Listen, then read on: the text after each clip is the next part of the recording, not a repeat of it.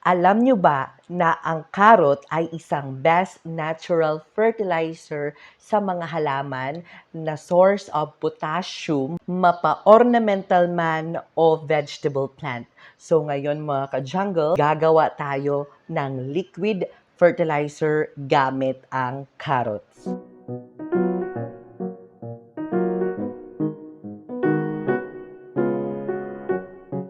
This episode of DIY Fertilizer is brought to you by the Book of Jotham Organic Farming.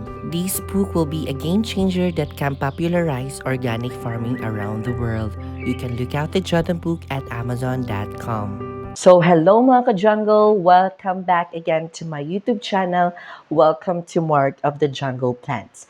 If you are new here, kung bago ka lang po sa aking munting channel, don't forget to subscribe. Huwag kakalimutan mag-subscribe and click the notification bell below to update my new videos here in Mark of the Jungle Plants. You can also follow me and my Facebook page for more updates sa aking post dito sa YouTube. So, in today's episode of Fertilizing Plants or DIY Fertilizer, ay gagawa na naman tayo ng panibagong fertilizer. Alam nyo naman na ako ay mahilig mag-imbento at mag-research upang mapaganda ko ang aking mga halaman. Nag-iimbento ako ng mga liquid fertilizer o natural liquid fertilizer sa aking mga halaman. At nung nalaman ko na ang carrot ay may mataas na potassium na siya ang nagpapatibay at nagpapaganda ng mga dahon ng ating mga halaman, mapa-ornamental man ito o vegetable plant. Nung aking pananaliksik na ang carrot daw ay isang magandang pampabunga ng halaman kung meron kayong mga vegetable plant. Hindi lang health benefits ang makukuha natin dito, kundi magagamit din ito sa ating garden, which is pang fertilizer o pang liquid fertilizer sa ating mga halaman. Kaya mga ka-jungle, ano pa ang hinihintay natin? Gawin na natin ang ating carrot fertilizer. May dalawa tayong paraan upang gamitin natin ang carrot fertilizer para sa mga halaman.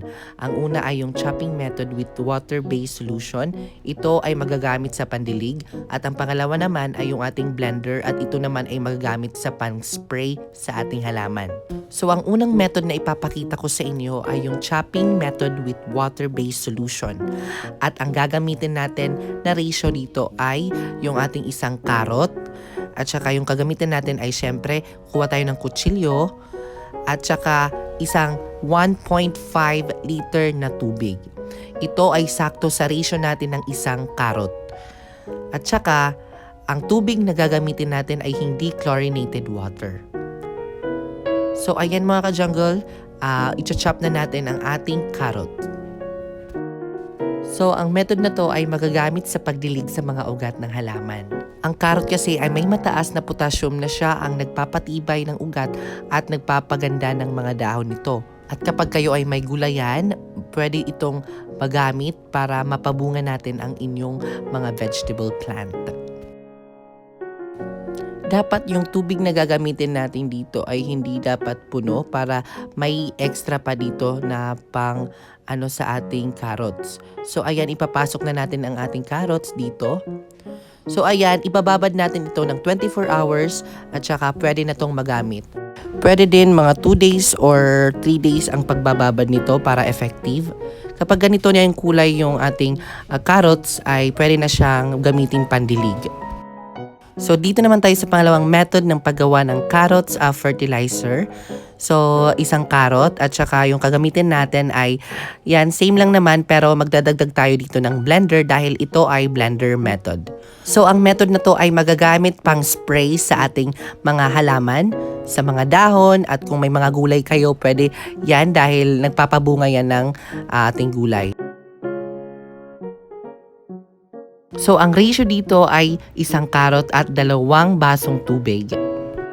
So, ayan, napaka-natural lang ang ating fertilizer na gagamitin ngayon dahil ito ay gulay at makikita lang ito kahit saan sa palengke at napaka-simple lang ang paraan ng paggawa nito. So, ayan, 2 tubig ang gagamitin natin dito kasi ito yung perfect ratio sa pang-spray ng ating mga halaman gamit ang carrots.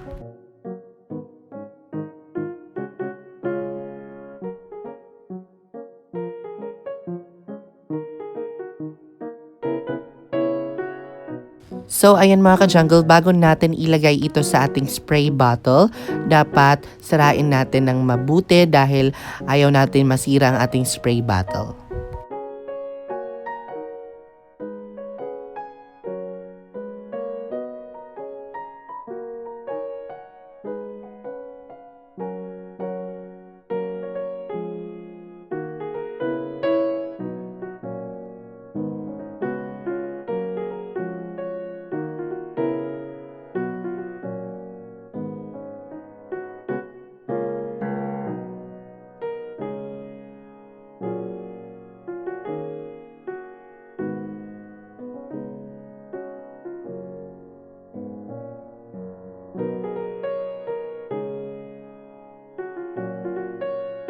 So ayan, ilalagay na natin ito sa ating spray bottle.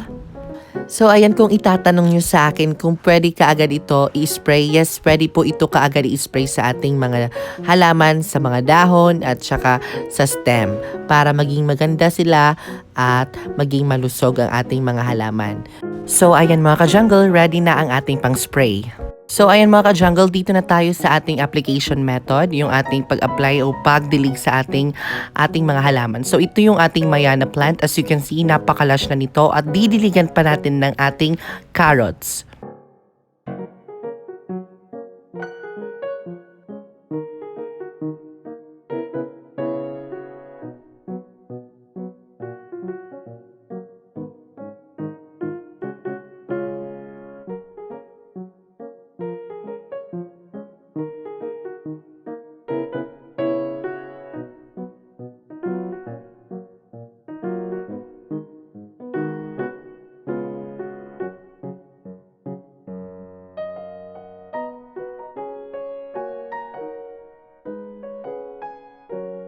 So ito naman yung ating maranta, ito's arrowroot, which is napaka-dry na at didiligan pa natin ng ating carrots.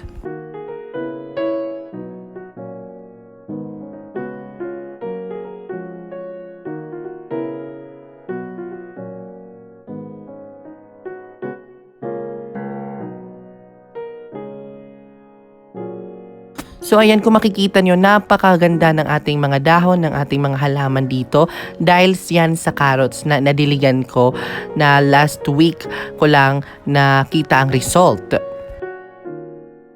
So dito naman tayo mag-i-spray sa ating oregano para maging maganda din ang kanilang mga dahon dahil alam niyo naman mga oregano ay sometimes hindi naging maganda ang kanilang mga dahon. So sa carrots ay naging matibay sila. Napakasimpleng paraan lang gumawa ng ating liquid fertilizer gamit ang carrot.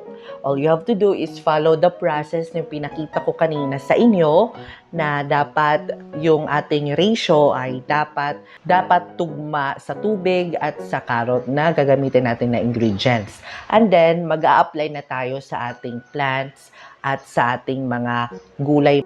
Pwede itong gamitin once a week or once a month. Hindi pwede araw-araw ang pagdidilig ng ating carrot fertilizer. So, ayan mga ka-jungle.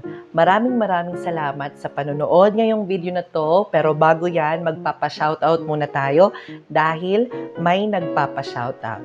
So, shoutout po kay Tita Beth na palagi siyang nagko-comment sa aking video. Maraming salamat, Tita. And then, shout out sa ating pinsan na nasa Manila, si Carlo Roca. Maraming salamat sa panonood at sa pagsuporta.